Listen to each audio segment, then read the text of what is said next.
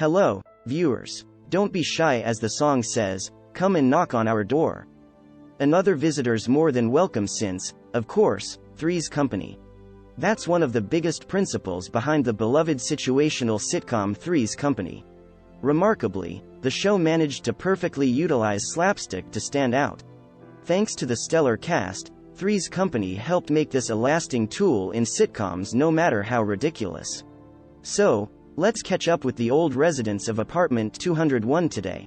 Suspicious landlords, deceptive tenants, and reliable buddies made up this sitcom's colorful cast. With some changes over the seasons, Three's Company had a lot of dynamics to work with. Behind the scenes, some tension brewed, but it all helped at least start paving the way for big things to come. 1. John Ritter, Jack Tripper. Some names prove flat-out omens of the future. True to his name, Jack Tripper would often trip a lot. Who could forget the prolonged incident with the ironing board? On top of all that, he's a chef tasked with handling food. But even though he wasn't the most coordinated, he brought an energetic spark, with a charming innocence that's irreplaceable and unseen in most TV shows or movies. Related.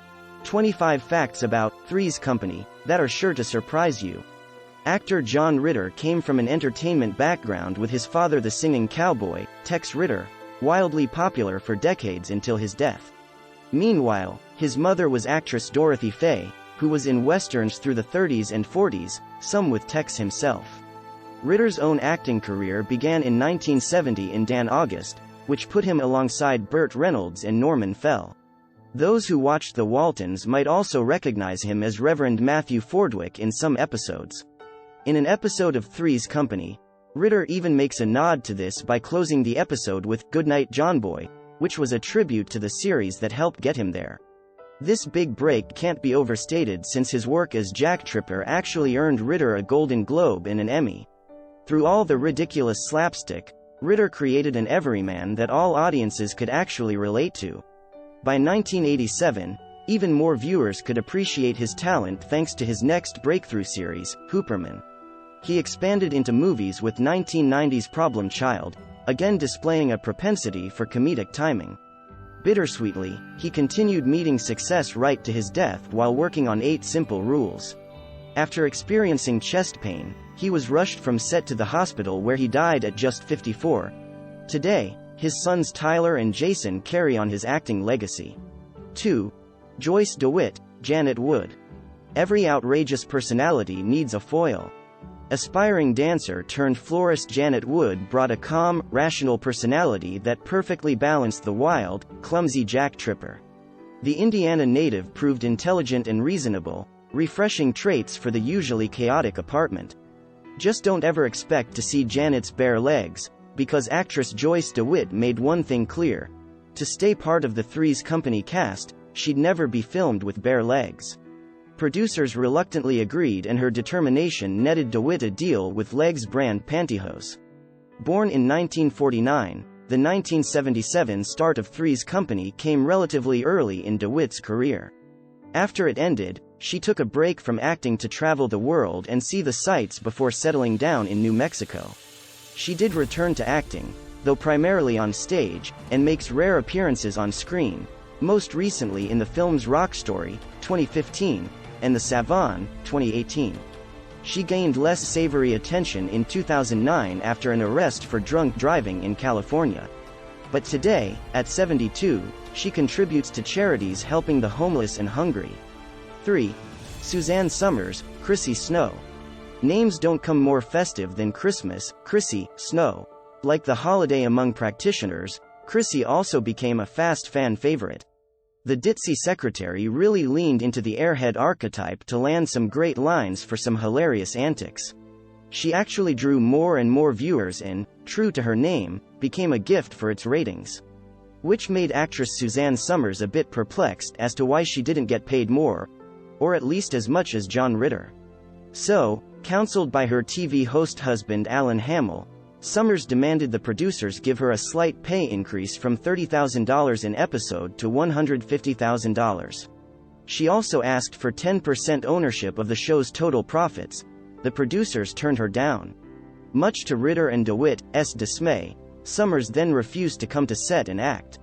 For season 5, she filmed separately until finally, writers over time, Summers traveled a rocky path back to success. The glass ceiling remained intact regarding wages, but Summers still found work. She used her fame from the Three's Company cast and as a spokesperson for Thigh Master in the 80s to earn a leading role in She's the Sheriff. The show's 2 seasons between 1987 and 1989 proved so, but Summers made it big again with 1990's Step by Step, which put her alongside Dallas' very own Patrick Duffy.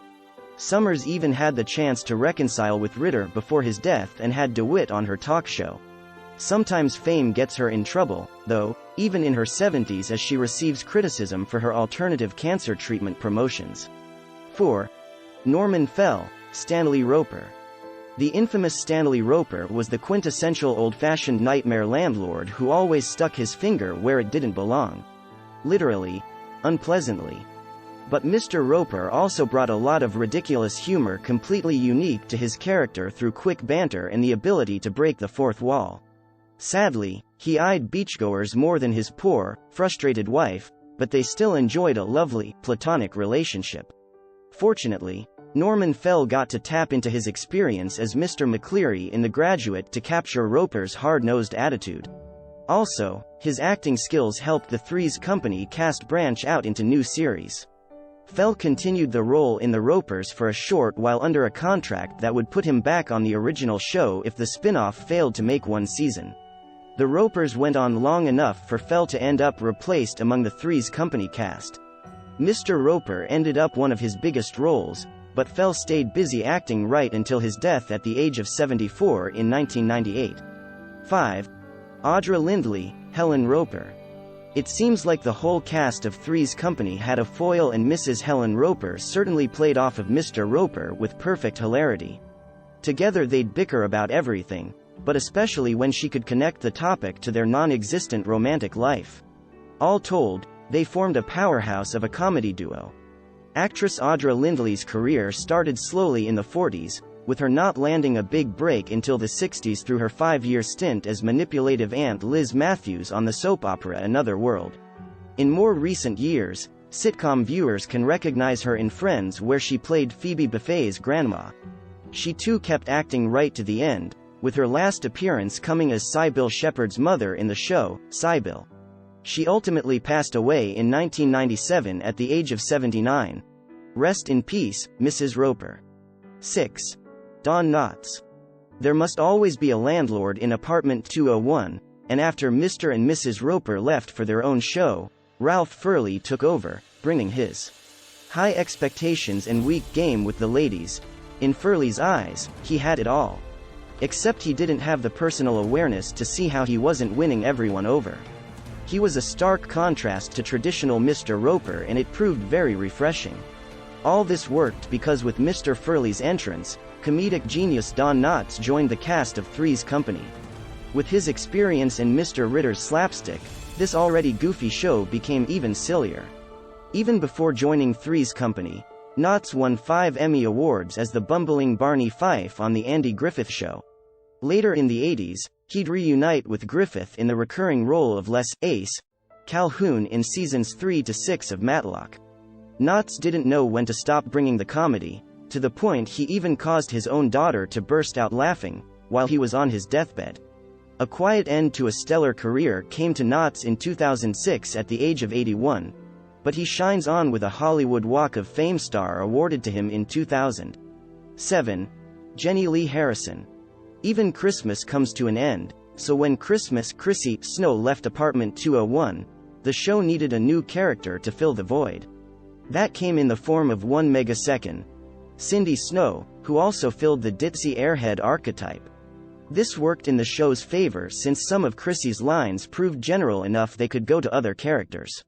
However, both Chrissy and especially Cindy drew some criticisms, despite Chrissy's charm.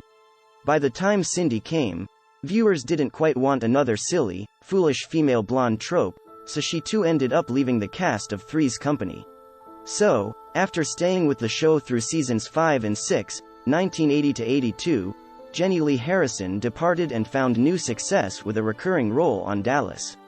Harrison hasn't acted since the 2002 TV movie The Power, but that doesn't mean she's not been seen on screen. If you've been swayed into buying an AB Flex or an Ultimate Chopper, that might be thanks to her commercials. Today, married at 63 to an LA chiropractor, she's enjoying the fruits of all her labors. 8. Priscilla Barnes. In response to some criticisms over their dumb blonde stereotype characters, Three's Company brought registered nurse Terry Alden to the cast. Yes, Terry had blonde hair, but the similarities to Chrissy and Cindy stopped there. She was a studious intellect, dedicated to her job. Similar to the Ropers, she also helped expand the Three's Company universe. Look out, MCU.